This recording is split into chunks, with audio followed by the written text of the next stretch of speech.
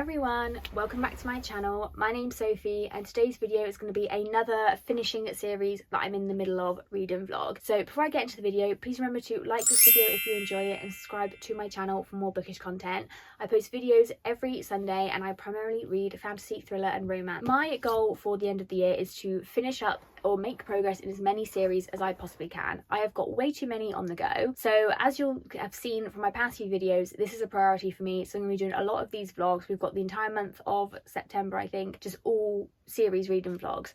So in this one, I'm going to be finishing hopefully 3 series and making progress in another one. So the book series I'm hoping to finish are the Love Like Farms series by B.K. Borison. So the book I'm going to be reading is Business Casual. I then have Oathbound by Tracy Dion. This is the 3rd book in the Legendborn series, which I'm really excited to read. We then also have Foul Heart Huntsman by Chloe Gong. This is the 2nd and final book in the what's this trilogy, this duology called? I think this is like the Foul Lady Fortune duology. I'm not 100% sure on what it's called, but this is the sequel series to the Our Violent Delights series. And then I'm going to be making progress in a romance series. So I'm going to be reading the 2nd book in this series, which is Need Me by Tessa Bailey. This is the 2nd book in the Broken Beautiful romance series. It's super short, so it's not going to take me long to read at all, but I'm really excited to read this one. Hey guys, so I'm just checking in with a reading update for this vlog.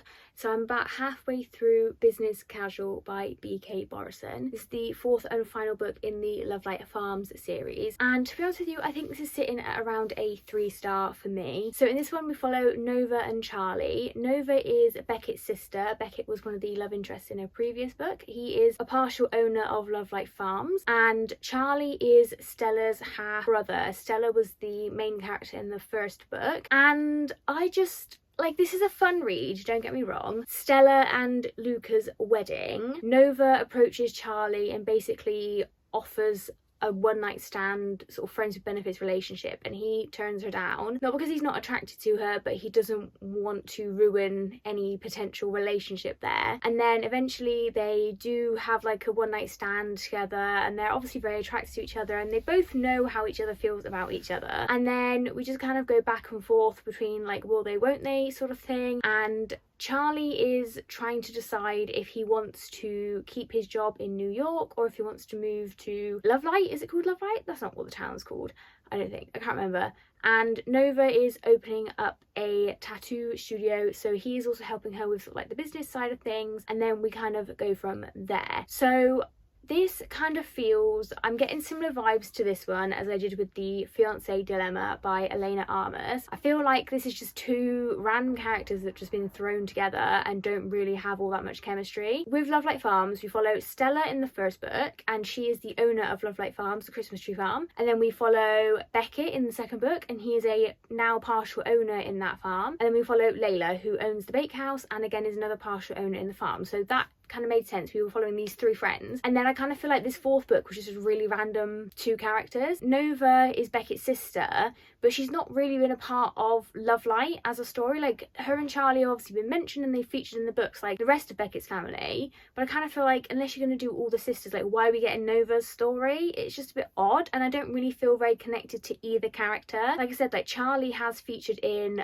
other books, especially in Stella's book, but it's just kind of like, I don't know, I don't really feel a connection to these characters. I don't really get the chemistry as a couple. Like, they're cute together, it's a fun read, don't get me wrong, like I'm enjoying reading it, I just don't love them as a couple, and I just kind of feel like this didn't really, I don't really know what this is adding to the rest of the series. So like we are getting features of the other couples, but because they're not really so involved with the other couples, it doesn't really make sense, if that kind of makes sense. So I'm enjoying this one so far. It's going to be a quick easy read. Like, it's a romance, like I am enjoying it, I just don't love the couple, so I think it's gonna be like a 3-star read for me, which is okay because like the 1st book in the series was a 3-star, and the 2nd and the 3rd book I gave 4 stars, so we'll see. And maybe I might change my mind as the book goes on, I don't know, I might grow to love the couple a bit more, but I'm just kind of like like I could give or take, like take or leave them kind of thing. I'm not really all that fussed about them. So yeah, that's that one that I'm just under halfway through, so I'll check back in with you guys when I'm finished with that one. Hey guys, so I'm just coming in with a quick reading update for this vlog.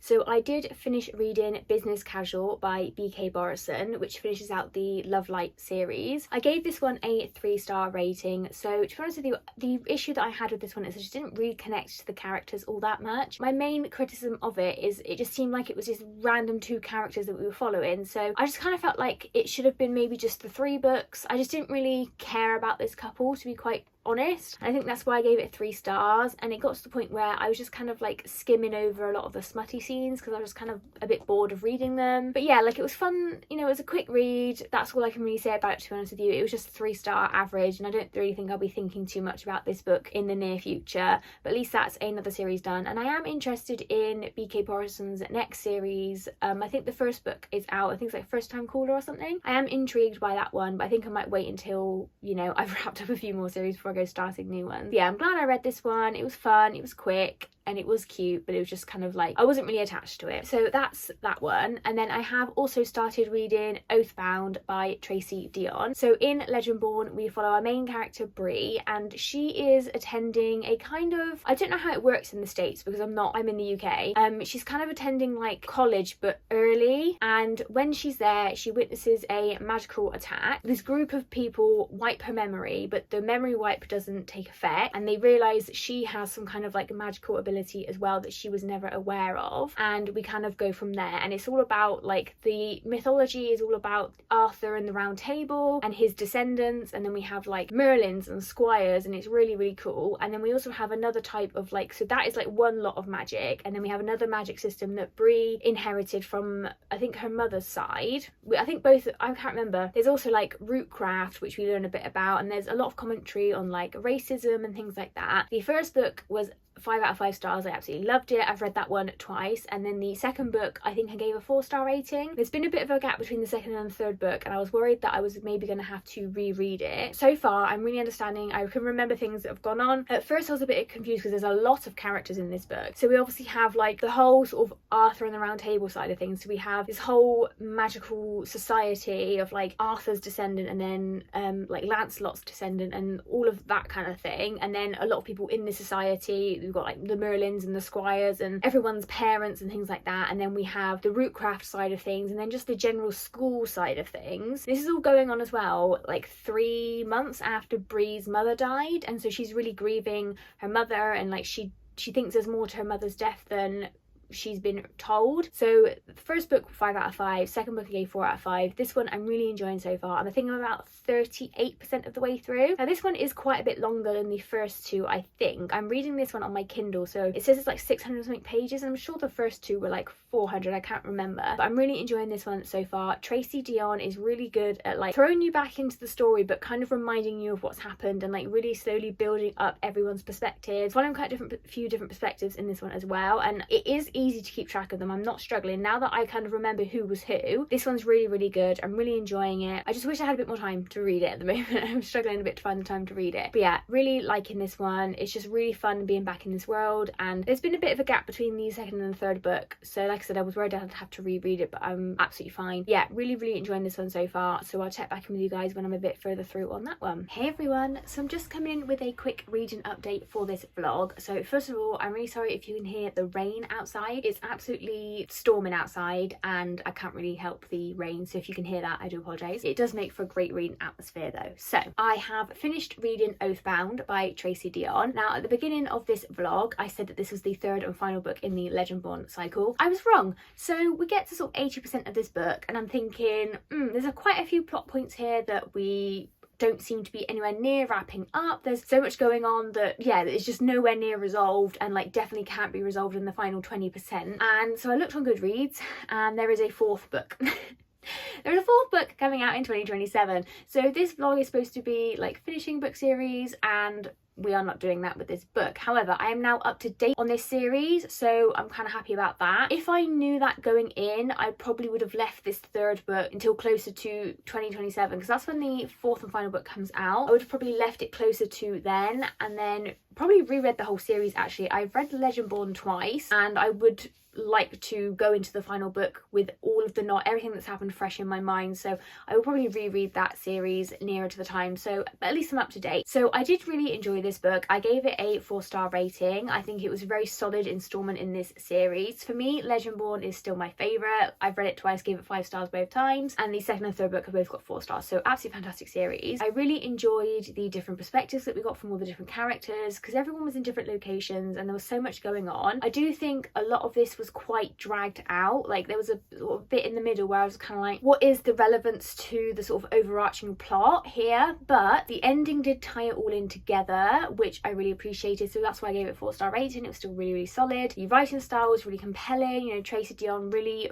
knows how to weave everything together, weave all these characters together. We learned a lot about the magic system as well in this book. I mean, the magic system has always been really well explained, and the whole Arthur and the Round Table and then the separate root crafting magic system has always been really well explained, and they really sort of linked together in this book. And yeah, it was just a really solid installment in this series, and I'm glad I've caught up. And yeah, I'll probably do a reread of this series in the future because I do really, really love it. So that is that one done. And then I have also started and finished Need Me by Tessa Bailey, and I gave this one a 3-star rating. So again, it's just like a cute romance. In this one we follow Honey and Ben, and Ben is a professor at the university Honey studies at. He is her English literature professor, so there's like a 6-year age gap between them. He's a young professor and she's attracted to him from the get-go, and so is he, but he also doesn't know that her and this girl that he's reading the essays about is the same person. So he thinks that Honey is very clever and things like that, and he doesn't realise that these two girls are the same person. And then they meet because obviously Ben is friends with Louis and obviously Honey is friends with Roxy. They meet and they get stuck in a cupboard together, start making out, and then they realise who they are, and we just kind of go from there.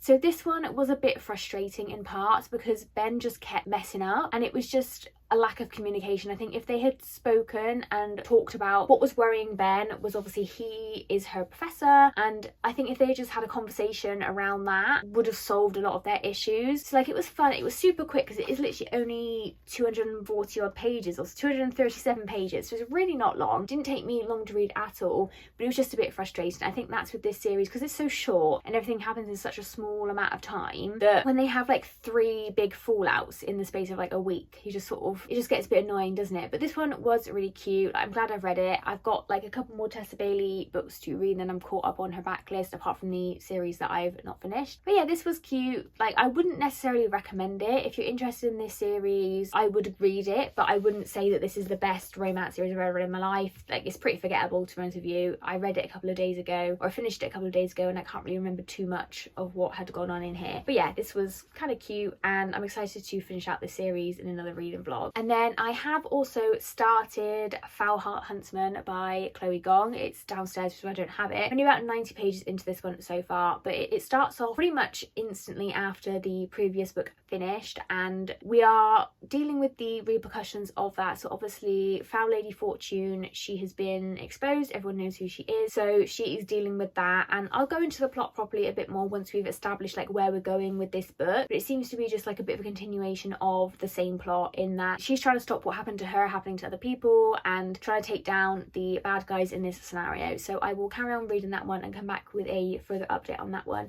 But yeah, so I've done quite a bit of reading for this vlog and just haven't updated you. So yeah. Hey everyone, I'm just coming in to wrap this reading vlog up, as I have finished reading Foul Heart Huntsman by Chloe Gong. So this is the second and final book in the Foul Lady Fortune series, which is a continuation of the These Violent Delights series. I believe that all 4 of them together make up like a Secret Shanghai series. So I gave this one a 3-star rating. In Foul Lady Fortune, which I read maybe last month actually, I'll link the vlog that I read that in above, we follow our main character Rosalind, who is the cousin of Juliet from the very first book, These Violent Delights. Rosalind is now immortal. She was experimented on and she now cannot die. She is part of, I believe, the Nationalist Party, and she is a spy or secret agent for them, and she is put on a mission with someone called Orion, who is also a spy for the Nationalist Party. They have to pretend to be married to infiltrate a company that the nationalists believe are potentially working with the communists. So we have the nationalists and we have the communists working against each other in China, and then we also have the threat of a Japanese invasion or bombing going on. These two get up to all sort of hijinks, and we realise that the scope of what's going on is actually a lot larger than just this company. So that's the first book, and the second book is obviously wrapping up the main plotline. Now, I don't really think this needed to be a duology. I think that there was a lot of Foul Lady Fortune and a lot of Foul Heart Huntsman that just wasn't really necessary. So this was like a 500-page book, but not a lot really happened until like the very last sort of 70 pages. And I felt like the same with Foul Lady Fortune. There was just a lot of nothing going on. And I don't mind like a slower paced fantasy book, but the payoff has to sort of be worth it. And I feel like we could have gotten the same result from this series had it been cut down quite a bit. I think that maybe if this was sort of 300 pages like These Violent Delights were, this would have been a lot better. I feel like a lot more happened in that first duology, even though it was shorter than this one. I feel like there was parts of this and Foul Lady Fortune that I was just getting quite bored at, and we just kind of were circling round to the same thing over and over again and just not really achieving anything. Obviously I can't really summarise the plot of this one because I don't want to give away spoilers for anything that happened in the first book, but even then I can't really tell you too much of what happened. It was just kind of more of the same, these different characters. So we have a lot of characters in this. Like I said, we have Rosalind and Orion, and then we have Rosalind's sister Celia, who is working for the communists, and then we have Orion's brother Oliver, who's working for the communists, and he's like working with Celia, and then we have Phoebe, who's Orion and Oliver's sister, who I don't want to say too much about what her role in this is, and then we have Silas, who is Orion and Oliver's friend, and then we just have like Orion and Oliver and Phoebe's mum and family members. Some of them play quite a key part and some of them don't. It was just kind of, nobody had really a very interesting storyline. I feel like there was just too much kind of going on, but also not enough going on. Everyone had stuff going on, but we didn't really delve into any of it really. Like we primarily focused obviously on Rosalind and Orion as these are our main characters, but it would have been interesting to have a bit more going on with the other characters. And we do see some characters from These Violent Delights as well that I haven't mentioned, and I'm not going to mention because I don't want to spoil anything. Even that was just kind of like this was just kind of, I'm glad I read it because I really wanted to read the series, as I did really enjoy the These Violent Delights duology, but I just don't really think that this added anything. And I think in a month's time I probably couldn't really tell you what this duology was about. It's just not a lot really happens. I did enjoy, you know, Chloe Gong's writing is always really good. I think she's a great author. I just don't think that this duology was her highlight really. I think These Violent Delights was really good. I'm really enjoying the Flesh and False Gods trilogy, which is, well, it's the Anthony and Cleopatra retelling. These Vilest Things or something like that. That's really good so far. But yeah, this was just kind of, I don't know, maybe I have to remember as well, I'm not the target audience for young adult fantasy anymore. I don't really enjoy it as much as I used to. So maybe that's, you know, part of it. But I don't know, I thought maybe returning to a world that I was familiar with and I've enjoyed previously would be different. But yeah, it was just kind of a bit meh. Like the world was really interesting, like we're set in Shanghai in 1932, like that was really interesting. I kind of wish we explored a lot more of that. I think that there was a lot of really good aspects of this that the potential was there, you know, and we just didn't really live up to its full potential. I think that's what was kind of disappointing. Like, we had this really cool moment in history that we could have explored and we just didn't really do anything with it, to be honest with you. So yeah, that is sort of my rating for that one. 3-star. Like, it was good, but there was a lot of parts that I was kind of quite bored at, and I just don't think it needed to be as long as it did. So yeah, 3 stars for this one, but at least that's another series finished. So that brings us to the end of this reading vlog. So we've finished 2 series. We finished out the Love Light series with Business Casual, and we've also finished the Foul Lady Fortune series with Foul Heart Huntsman. And then I thought I was finishing the Legendborn trilogy, but that is actually now a quadrilogy. That's now a 4-book series, so I didn't know that going into this vlog, so I'm up to date on that one. And then I have made progress in the Tessa Bailey Broken Beautiful series as well, so I think a pretty successful reading vlog nonetheless. I do think as well I kind of did myself over by having a 600 and a 500 page book in the same vlog, because I'm like really struggling on time. Lesson learned, don't put 2 really thick chunky books in the same vlog. So yeah, that is the end of this reading vlog. I hope you've enjoyed it if you've made it this far. Comment down below if you've read any of these series and let me know what you think of them. I'd love to hear your thoughts. Please remember to like this video if you enjoyed it and subscribe to my channel for more bookish content, and I'll see you in the next one, guys. Bye.